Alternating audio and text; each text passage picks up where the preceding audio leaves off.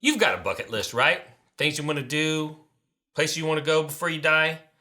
Well, what would be the premier list of the rarest American whiskeys to be on your bucket list? Well, stick around, because we're going to talk about the crowdsourced answers right now.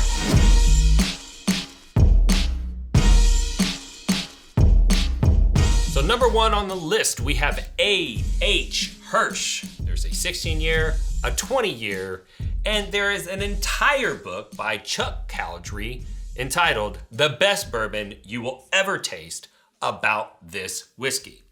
Backstory on this whiskey, it's not even a Kentucky bourbon. It was distilled by Michter's Distillery in Schaefferstown, Pennsylvania.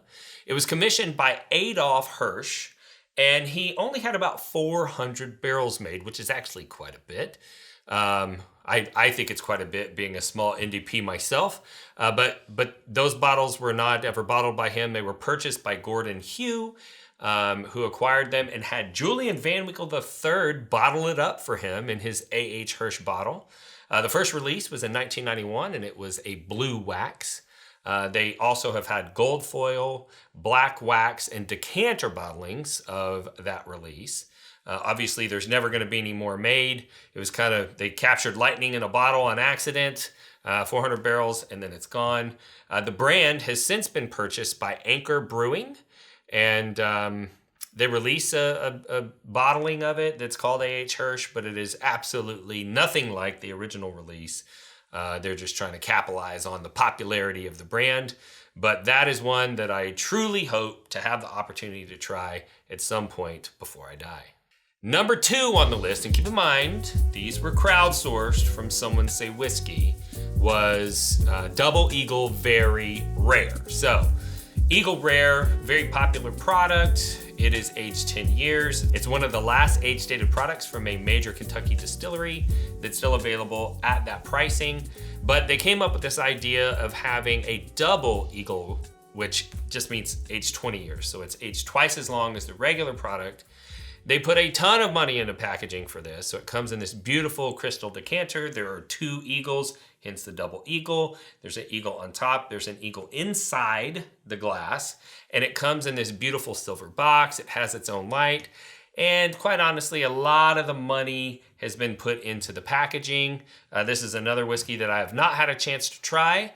And I hope that I get a chance to have a pour before I leave this earth. Number three. We've referenced this on other podcasts. We are referring to this as Lawsuit Pappy. So Pappy Van Winkle and the creator of Maker's Mark, which was Bill Samuels, were friends. Pappy Van Winkle told Bill Samuels, hey, if you're going to make a whiskey, just copy my wheated mash bill. It'll taste delicious and it'll sell like hotcakes. And so they had a pretty good relationship in the beginning. Fast forward, Stitzel shuts down, Maker's Mark's doing fine, and they end up registering a trademark for red dripping wax. Julian Van Winkle of the Van Winkle family does a special release of Pappy Van Winkle, dips it in wax, it's red, it's dripping. They put it out on store shelves, and Maker's Mark files a lawsuit against them, which is ironic because even the Maker's Mark story acknowledges the Van Winkle family got them their start. The lawsuit didn't take very long. They decided to pull the bottles off the shelves, but not before a few of them got sold. And so that has caused this one bottling to be one of the rarest bottles in all of bourbondom. And I have actually seen one and held one at Bardstown Bourbon Company. The great folks over at Bardstown Bourbon Company took us in the back, let us see all their rare bottles. Have no idea how much a pour is, but I suspect that it's expensive. But that would definitely be a bourbon that I'd be very excited to try before I leave this world. Oh, well, hello there, you fellow bourbon lovers, you. I don't know why I'm talking like that. Anyways, I want to invite you over to the bourbonrealtalk.com store today. After the show, go check it out. We've got new merch that's just hit the shop. We've got travel cases for your wee glens and your big glens. We've got toppers for your glens as well. We've got the rocks glasses that we offer now and all the other cool merch that you're used to seeing there. So go check it out after the show and support the channel by checking out our store and picking up a couple things and getting them on your doorstep a few days later. We can't wait for you to check out all the new merch that we've got to offer now at bourbonrealtalk.com.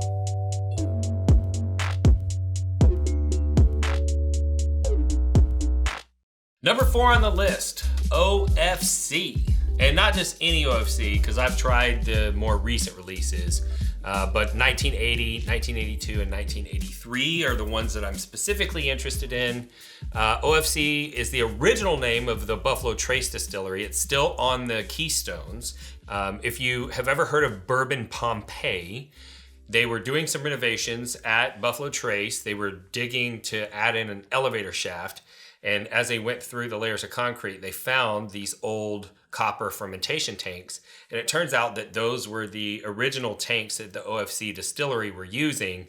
I believe they probably abandoned that location because in heavy floods, that area of the distillery is underwater. So obviously that'd be a problem if you were trying to ferment your mash there. And last time I was there, they've restored the copper tanks, but they were damaged because they had just had a flood. You could see the watermark lines, and the flood had actually flexed the copper tanks and pulled them away from their sides, and they were shut down temporarily until they could get that fixed.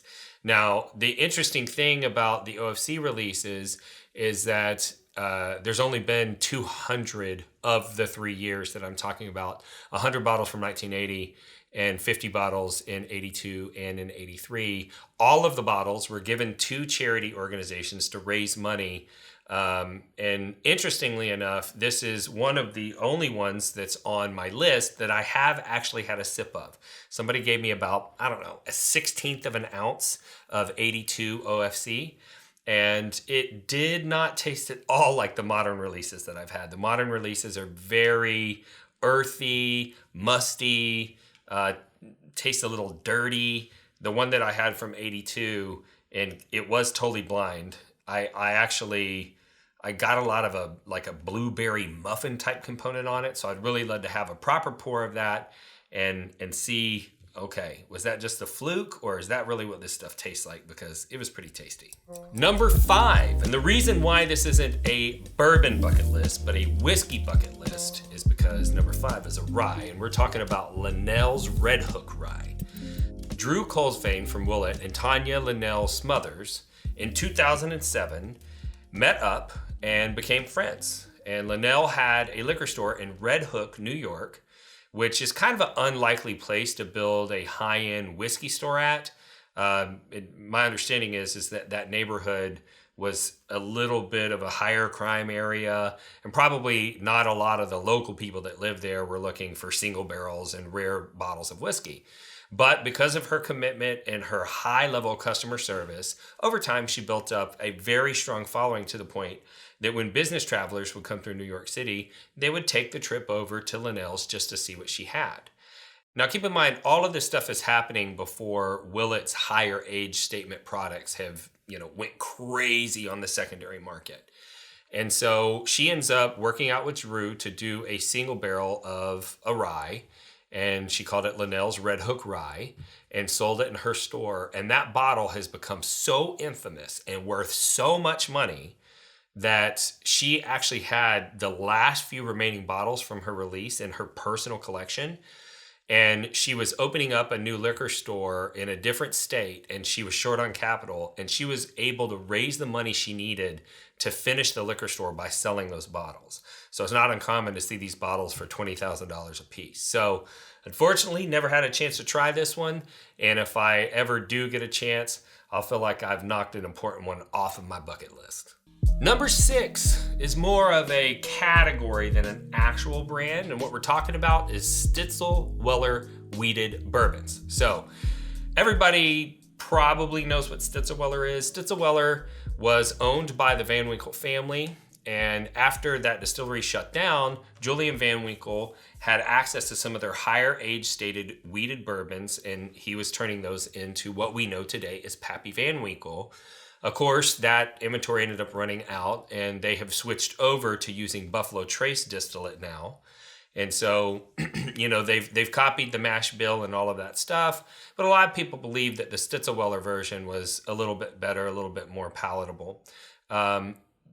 They didn't only sell that whiskey as Stitzel Weller. In fact, for years, it's been sold as Old Fitzgerald, which is now owned by Heaven Hill. And I've had a couple of tastes of Old Fitzgerald squat bottles that had this Stitzel Weller weeded bourbon in them. And the stuff is delicious. I've also had it in a Weller squat bottle. And one of the more popular bottles, and one of the ones that got the most votes, was Weller Gold Vein, which is a Weller bottle. But if you look close, it looks like they've put a very thin, random splattering of gold paint on the bottle, and people refer to it as Weller Gold Vein. All of it is, old school Stitzel Weller weeded bourbon, and it is delicious. Luckily, this is one that I've tried a few times. I've had one from 1939 recently that was delicious. It tasted like juicy fruit gum. It still had a lot of nice fruit characteristics to it. Just underlacing of that older, dusty flavor that starts to taste like leather and musty and, dank basement and things like that. So if you ever get a chance to try one of those, you're probably kicking a nice one off of your bucket list. But hopefully you enjoyed this list. You can make your own list, but this is one that was crowdsourced, and I happen to agree with every single one of these. A lot of people were voting for modern releases, saying they wanted to try George T. Stagg and whatnot, and that's great, and those are delicious whiskeys. But I wanted whiskeys that were truly once-in-a-lifetime opportunities on this list, and I was able to pick it out of the list. So hopefully you enjoyed this. If this is your first time tuning into the channel, I'd like to welcome you and thank you for the view and let you know that this channel is about getting people connected through bourbon. And connectedness is something that's near and dear to my heart because I lost my brother to suicide in 2014. And it made me realize that there's probably people all around that feel alone, that feel like they aren't loved and they're not connected, like my brother did. And as I began to participate more in the hobby of collecting whiskey and I met more and more people, I started to see how whiskey combats those feelings, because when you're involved in this community, it's very hard for you to not feel connected because there's people around you that you're networking with, that you're sharing bottles and samples with and all of that stuff. And it's a beautiful thing. So since I wanted to do something to help the world, to feel connected, and I saw the power of whiskey, I thought, well, if we start this podcast, I can get people connected to whiskey, and whiskey will do the job and get you connected to others. Also, during this process, I've gotten more and more involved in social media, and the downside of that is sometimes people say hateful things to strangers online, and I don't like that. But seeing that made me realize that if somebody can say something hateful to you online, it's just as easy for me to love you. And that's why, and every podcast the same way, and that's this. If you woke up this morning and you're unsure whether or not anyone loved you, just know that I love you. And I'll see you next time on Bourbon Real Talk.